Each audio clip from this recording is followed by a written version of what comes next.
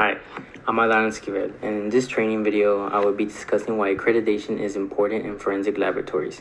I'll be covering things like quality control, audits, and what happens when standards aren't being followed. I will also walk through a real-life case and what changes were made after an audit. Let's get into it. Question 1. Explain how quality assurance and quality control plays a vital role in forensic science. Quality assurance and quality control plays a vital role in forensic science that guarantees reliable and accurate scientific analysis that are placed in forensic laboratories across the nation. These roles collide, forming into outcomes where each QC examination is consistent and re-verifies the range of limitations of all techniques and instruments. Quality assurance is a focus on ensuring that quality management is followed to the written standard in all forensic laboratory practice.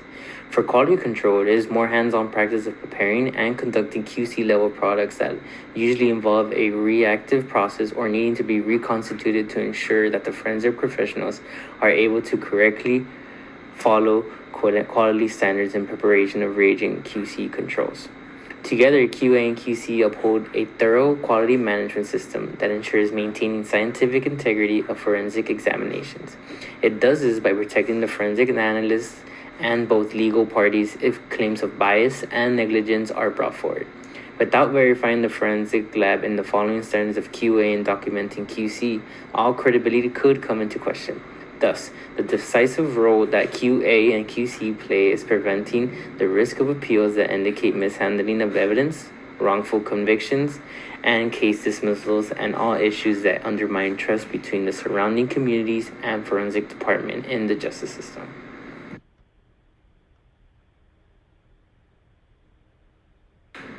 Question 2. Explain the audit process, including what areas of the laboratory are reviewed and correlated to the ISO and IEC 17025 and 17020 and quality management standards. Audit process. The audit process of a forensic laboratory is an in-depth evaluation designed for forensic laboratories to operate under the compliance of all quality management standards. Audits can be both external and internal. Internal audits are conducted by forensic lab-owned quality assurance manager, while an external audit is conducted by an outside independent accrediting agency not connected to the forensic lab itself. The main purpose of a quality management audit is to improve overall laboratory performance. Thus, the procedure of conducting an audit begins with preparation and planning with on-site auditors to review the entire facility, involving the evaluation of individual departments' personnel on proper documentation and standards of operating procedures, or SOPs, and a proper processing of casework examination reports.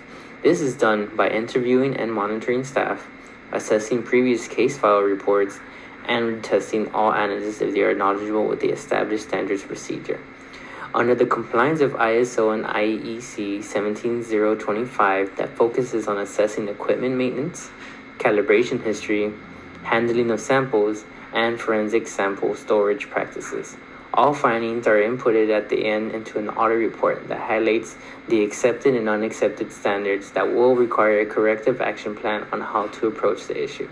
After addressing the corrective action plan, a documentary report must have a detailed explanation on the root cause of violation and the addition of preventative measures. What the ISO IEC 17020 or conformity assignment is a standard that guarantees the competence of forensic science laboratories in conducting proper examinations by qualified forensic professionals in the following the method of standards. Overall, the audit helps forensic laboratories to identify weaknesses and promote constant improvements, building positive public perspective and legal confidence of forensic laboratories and perform. Question 3. Briefly, the accreditation recertification process. A forensic laboratory accreditation recertification procedure is similar to an initial accreditation audit as mentioned before. This periodic review is conducted by an accrediting organization to enforce the laboratory standards like ISO and IEC 17025 and 17020, usually taking place over an annual 4-year basis depending on the policies of accrediting agency or state. The steps are similar by requiring a review of quality management systems, technical procedures, forensic personnel qualifications, casework documentation, and corrective actions addressed from the previous audits. External audits include the conduction of interviews, inspecting entire facilities, observing daily routines, and examining records to verify ongoing accreditation criteria. If the forensic laboratory meets all requirements, then the approval for the renewal accreditation is granted. The goal of an accreditation recertification is to ensure that the forensic laboratory maintains high standards of quality, reliability, and integrity in the long term of forensic practice.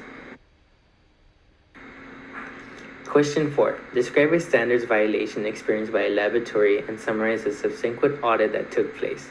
The outcome of an audit performed by the KHOU-TV on the Houston Police Department Crime Laboratory, also known as the HPD Crime Lab, revealed a number of systemic violations in 2002.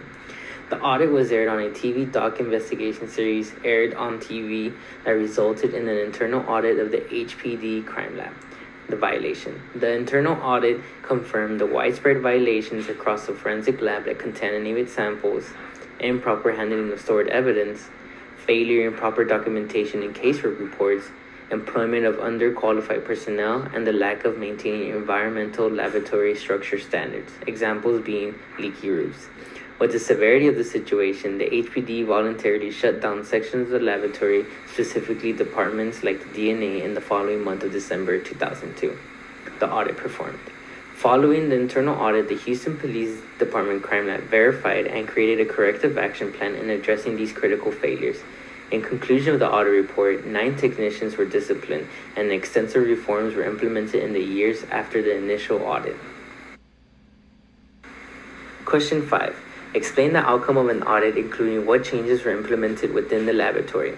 Both audits discovered by the TV doc series and HPD Crime Lab revealed the forensic laboratory failure to follow proper scientific procedure due to the lack of oversight by admins in the department, as well as not implementing a quality assurance team to enforce standards of quality amongst the forensic disciplines. Following this revelation, many previous criminal case convictions were called into question, resulting in 9 employees facing disciplinary action. The ensuing audits between the years 2003 to 2007 successfully focused on addressing these failures. With the inclusion of follow-up evaluations, they had a continuous improvement by monitoring the forensic lab.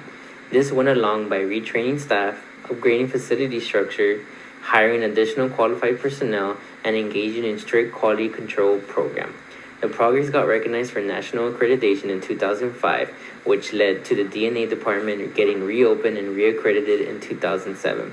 The audit confirmed that the Houston Police Department had received these failures as a sign to rebuild trust from the community and improve scientific standards for both faculty and staff to achieve compliance with the national forensic standards. That wraps up this training on the importance of accreditation in forensic labs. From quality assurance to audit outcomes, every part of the process helps build trust in forensic evidence. I hope this helps you recognize why these standards matter. Thanks for watching. Feel free to review my references.